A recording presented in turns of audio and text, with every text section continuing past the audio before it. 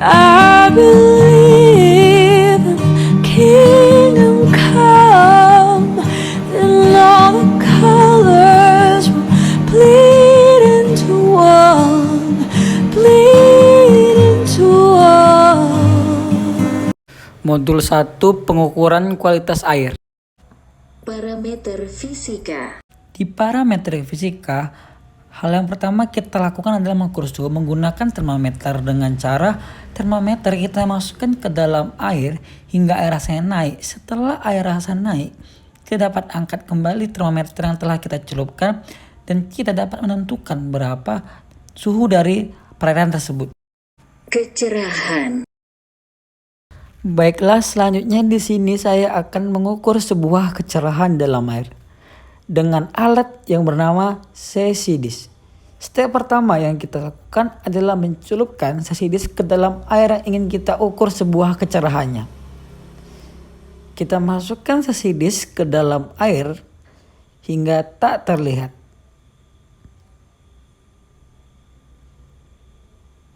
Setelah tidak terlihat, dapat kita tandai dengan menggunakan spidol atau apa saja. Yang penting dapat ditandain. Setelah itu kita angkat CCDIS hingga terlihat. Setelah itu kita tandai. Setelah kita mendapatkan jarak tampak dan jarak tak terlihat, kita dapat ukur menggunakan meteran. Kekeruhan. Di sini kita menggunakan alat turbidimeter dengan cara berikut. Kedalaman. Selanjutnya kita akan mengukur kedalaman sebuah perairan dengan alat pemberat, yaitu dengan cara memasukkan pemberat ke dalam air yang ingin kita ukur kedalamannya hingga tak terlihat. Setelah itu kita tandai dan kita angkat pemberatnya. Setelah kita angkat, kita dapat mengukur sebuah kedalaman air. Kecepatan arus. Baiklah, selanjutnya di sini saya akan mengukur kecepatan sebuah arus dalam perairan, yaitu dengan menggunakan alat yang bernama pelampung dan stopwatch, yaitu dengan cara menentukan titik A dan titik B. Step pertama yaitu kita tentukan dulu titik B yang ingin kita tuju. Setelah itu kita lepaskan pelampung dari titik A menuju titik B. Kita lepaskan pelampung dari titik A ke titik B dan ditunggu dari titik B menggunakan stopwatch.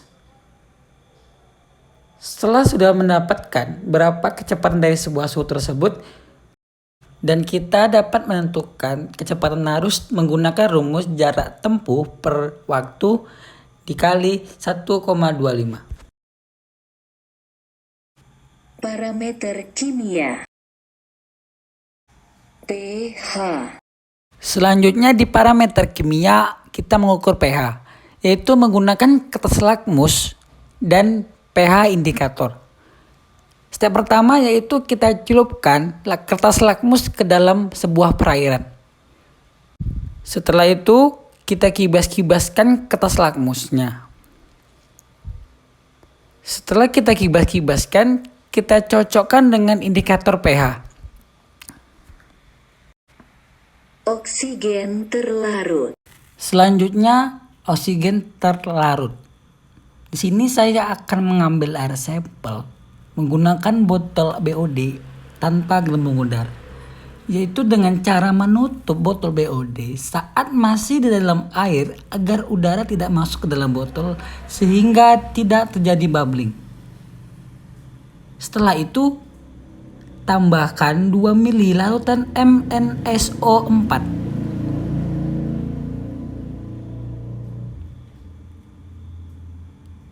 Dan 2 ml NaOKI hingga terbentuk endapan coklat. Setelah itu, tambahkan larutan H2SO4 sebanyak 4 ml hingga endapan hilang dan berubah menjadi warna kuning tua.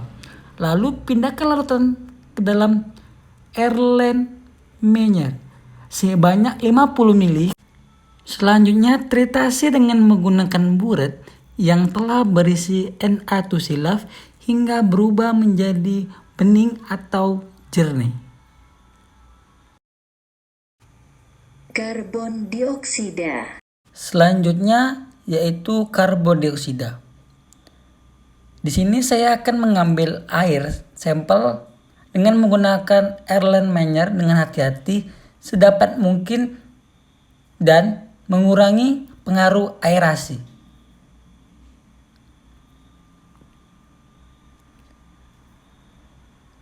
Setelah itu, tambahkan 2 hingga 3 tetes indikator pinoptelin. Jika muncul warna pink, maka titrasi tidak bisa dilanjutkan. Namun, sebaiknya jika tidak ada perubahan warna, maka dilakukan titrasi dengan menggunakan buret yang telah berisi Na2CO3 hingga berubah menjadi warna pink.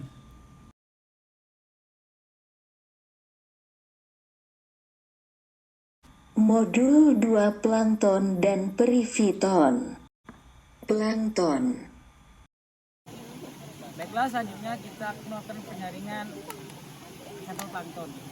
Yaitu alat dan bahan yang kita perlukan adalah gelas, penyaring, dan aquades. Untuk pertama-tama, kita akan melakukan kalibrasi planktonet terlebih dahulu dengan cairan aquades. Setelah itu kita ambil air untuk menyaring sebanyak 5 kali.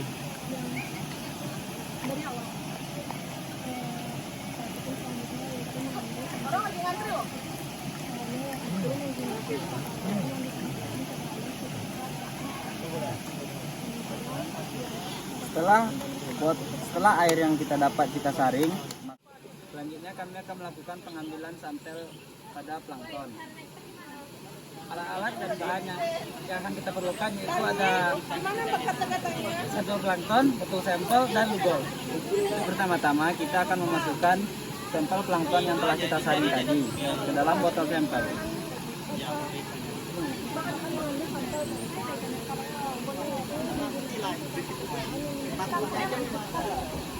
Setelah sampel plankton kita masukkan ke dalam botol sampel, maka cairan lugol kita teteskan ke dalam botol sampel sebanyak 4-5 tetes.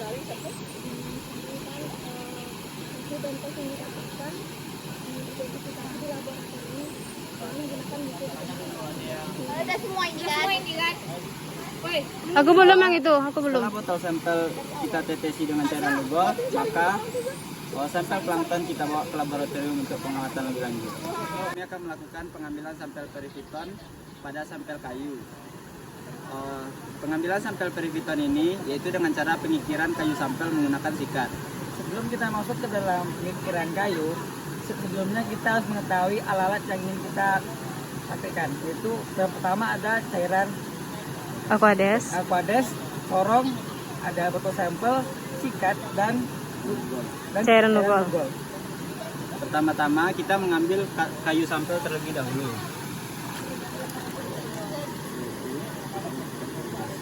Setelah itu kita melakukan kalibrasi Dengan menggunakan apa?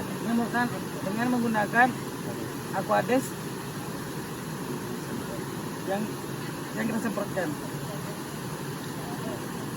Setelah itu kita melakukan pengikiran pada kayu sampel dengan menyemprotkan aquades secara perlahan.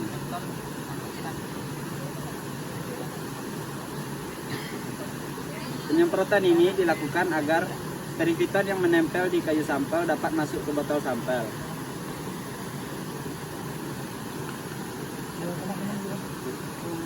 Setelah perifitonnya sudah masuk ke dalam botol sampel, kita akan menetesi perifiton tersebut dengan cairan lugol. Buka corongnya. Banyak 4-5 tetes.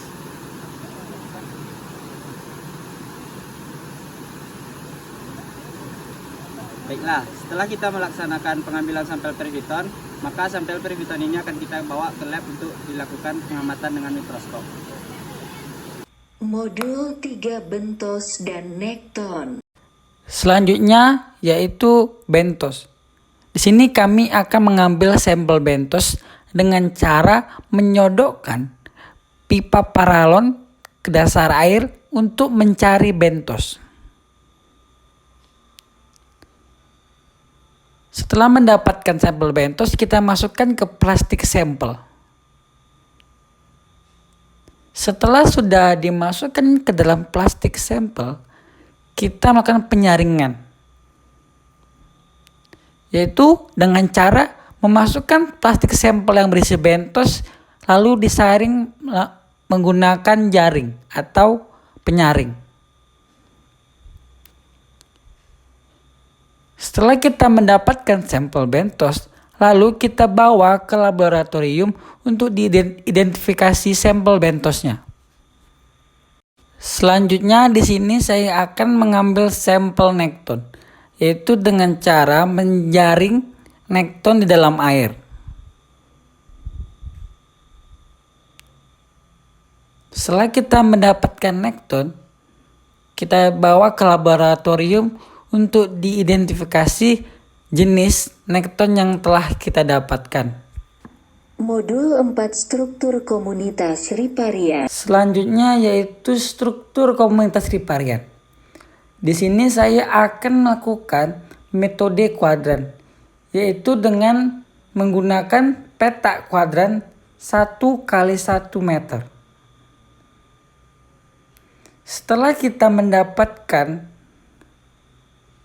riparian di dalam metode tersebut, kita dapat menentukan nilai kerapatan, frekuensi, dominansi, dan nilai indeks di dalam metode tersebut. Selanjutnya di sini saya akan melakukan metode kedua, yaitu metode transek. Dengan mengukur riparian dengan menggunakan meteran.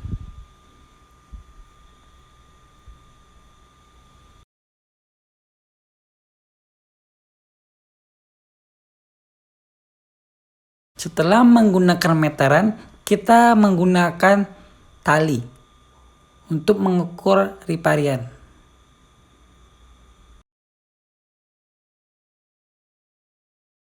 Setelah itu, kita dapat mengukur lebar riparian dengan menggunakan meteran.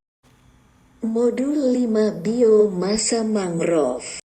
Selanjutnya yaitu biomasa mangrove. Di sini saya menggunakan sebuah kotak yang akan saya tinggalkan di bawah pohon mangrove yang akan saya uji. Setelah itu saya tinggalkan selama 14 hari. Setelah 14 hari, kotak yang telah saya tinggalkan dapat kita bawa ke laboratorium untuk diuji. Setelah itu kita pilah dan kita mendapatkan daun hijau, daun kering, dan ranting. Setelah kita pilah, kita timbang serasa mangrove di timbangan. Dan kita mendapatkan berapa berat dari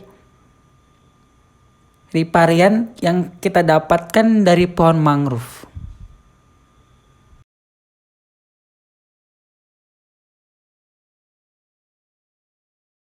Setelah kita pilah dan timbang, kita bawa ke oven.